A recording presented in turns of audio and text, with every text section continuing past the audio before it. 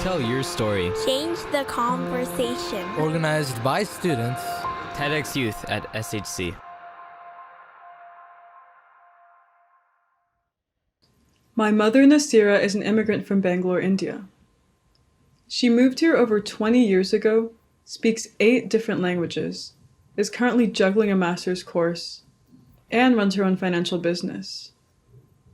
One day, when she came home from work after giving a presentation, she told me about how she was singled out by a coworker and almost harassed to repeat her pronunciation of the word water.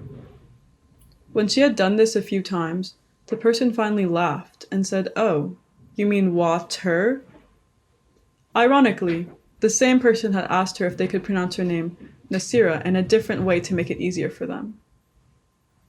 When she told me about this incident, I was furious at this person for making her feel ashamed of herself, and furious at the world for being a place where my mother is demeaned just because of the way she sounds.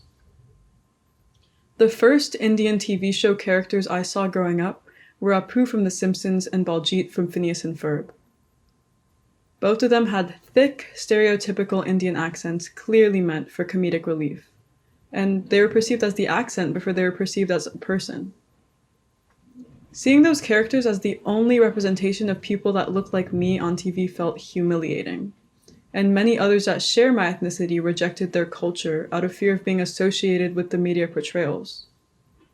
Some believe that there is no escape to their fate of being a laughingstock, and on top of being belittled to nothing but an accent by our society, they internalize a deflated sense of self and are less confident about their future successes. Children who didn't know any better started picking on me because I looked like what they saw on TV. Schoolyard banter ended with them saying, "Okay, Baljeet," in a failed attempt at an Indian accent just to shut me up.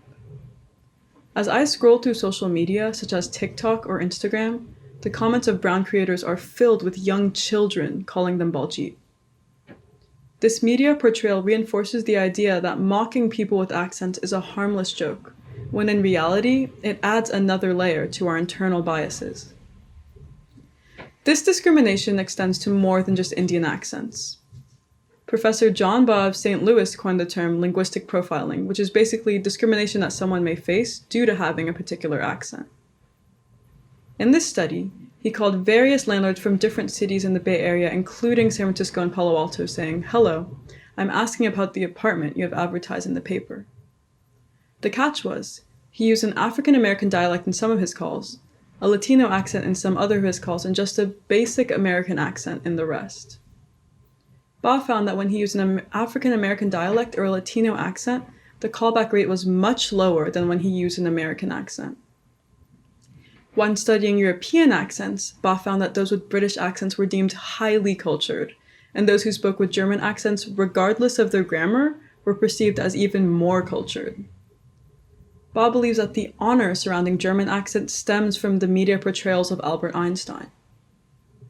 On the other hand, even when my mother speaks with perfect grammar, people think that her Indian accent is an indication of a lack of intelligence or credibility. People forget that she has adopted and assimilated into a whole new culture. Society has taught us to suppress our prejudices based on physical appearance. But how come these teachings don't extend to the prejudices that arise based on speech and how someone sounds? While it's possible for people to change their accents to avoid accent discrimination, they shouldn't feel like they need to. Because people are so insecure about their accents, there is an entire industry of accent coaches that work with business executives to have a more American accent, because they fear their regional accents will be deemed less credible and will hold them back career-wise. I have friends whose parents have Latino and Vietnamese accents, and they tell me that their parents are embarrassed to order in coffee shops because they're scared they will be made fun of. Instead, they point at the menu or ask their child to order for them. Some even admit that they wish they spoke without an accent. As a woman of color, my skin may lead people to think I am less credible, which may hold me back career-wise, but I cannot change the color of my skin and will not minimize my identity as a person of color to further my career. I'm sure you've heard the phrase, "I don't see color," in conversations about race. Obviously we do. I am sitting in front of you as a brown-skinned Indian girl, and you clearly see that. I'm sure if I hadn't disclosed my ethnicity, you would be playing the guessing game with your mind, because we all do, and we all have subconscious biases that pop into our head as we play that guessing game.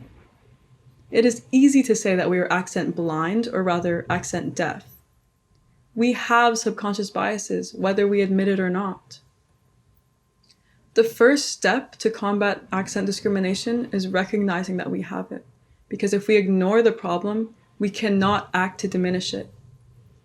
There will always be people that will be impatient with my mother or my friend's parents. There will always be people that judge a perfect job candidate purely based on how they sound. We cannot be complacent with this. People should not have to, or rather be driven to want to change the way they sound, a part of their identity to better fit in with society. In a scene of Modern Family, actress Sofia Vergara, speaking in her Colombian accent, says to her husband, "Do you know how frustrating it is to have to translate everything in my head before I say it? Do you even know how smart I am in Spanish?" My mother, Nasira, is an immigrant from Bangalore, India. She speaks 8 different languages and is constantly translating in her head. Remember, every person that speaks with an accent is perceived as having none in their native tongue. So rather than holding people to a certain standard of American English, we should celebrate and accommodate all of our differences. Thank you.